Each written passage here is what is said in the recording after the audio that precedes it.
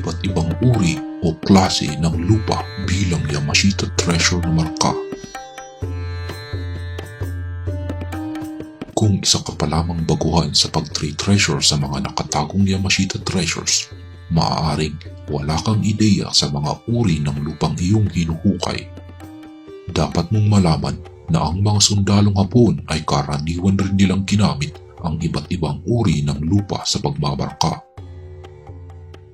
Base sa aking karanasan bilang isang treasure hunter, ang mga uri ng lupa na akin nang nakita sa aming paghuhukay ay may kulay na brown, black, gray, red, orange, white, yellow, violet at pink.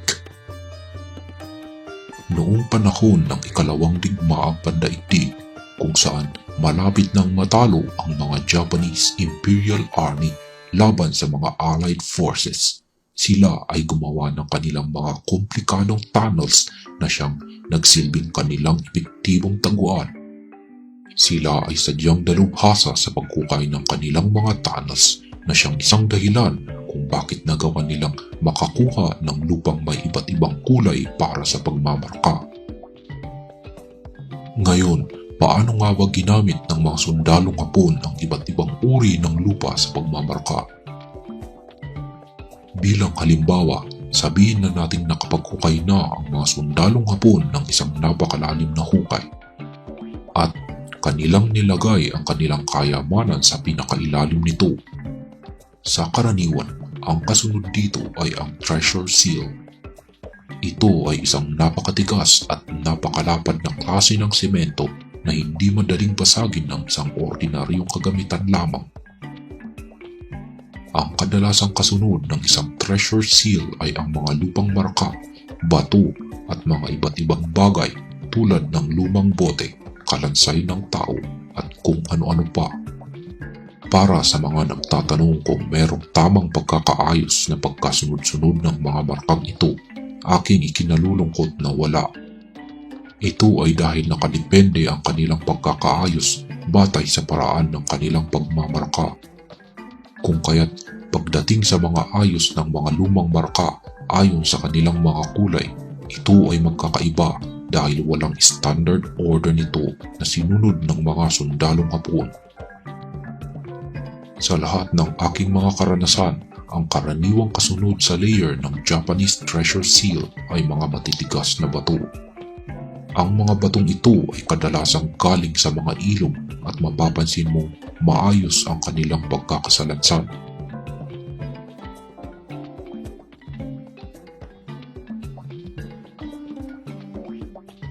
Ang kasunod sa mga matitigas na bato ay ang napakaitim na klase ng lupa. Ito ay sobrang itim kung saan maihahalin tulad natin ang kulay nito sa uling. Kung minsan, meron itong napakabahong amoy.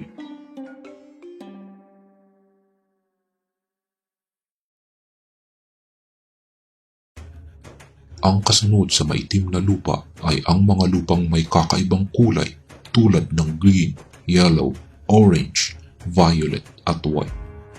Maaaring magkakasunod ang mga ito tulad ng sa ilustrasyon na ito. Pero ang pinakaimportante mong malaman ukol sa lupang ito na may mga kakaibang kulay, sila ay karaniwang kontaminado ng mga nakalalasong kimikal.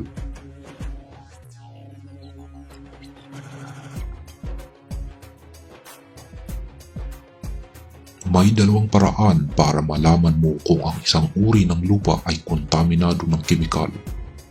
Una ay sa amoy. Karaniwang ito ay may malakas na amoy na maaaring napakabango o di naman ay napakabaho. Kung ito ay sadyang napakabango, maaadik ka sa amoy nito kung saan magugustuhan mo itong amoy-amoyin hanggang sa tuluyan ka ng malasong dito. At kung ito naman ay sadyang napakabaho kung saan ang amoy nito ay maihahalin tulad natin sa isang bulok na itlog, siguradong hindi ka magtatagal sa ilalim ng iyong hukay at kailangan mong lumabas. Ang pangalawa ay ang pagkati ng iyong balat.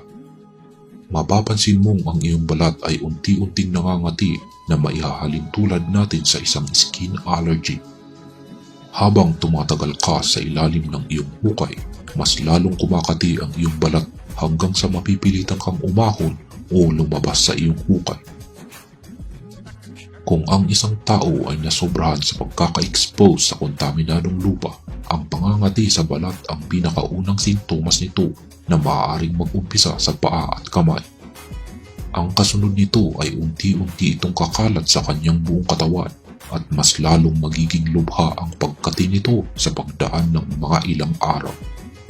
Tapos, ang kasunod na sintomas ay ang pagkahilo at pagkawala ng kanyang konsentrasyon. At kung hindi na ito maagapan ng tamang gamot, ang kasunod nito ay paralysis o hindi na makagalaw ang biktima. At ang huli ay hindi ko na kailangan pang sabihin ito. Balikan natin ang mga lupang marka. Ang kasunod sa mga kontaminadong lupa ay ang mga markang tulad ng clams, shells, skeletons, lumang bote, bato, at mga kung ano-anong mga lumang bagay.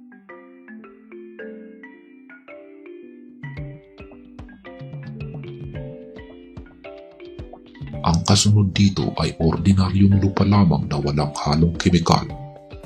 At maaaring maglagay sila ulit ng mga marka bilang kasunod o maghulog na lamang sila ng malalaking bato bilang karang.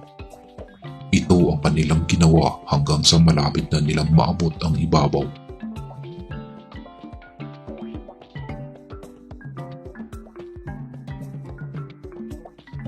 Ang pinakahuling layer ng lupa na kanilang pantakip ay ang uri ng lupa na tulad na rin ng nasa ibabaw nito. Ito ay para hindi madaling mapansin ng kahit sino man ang eksaktong lugar kung saan nila ibinaon ang deposito.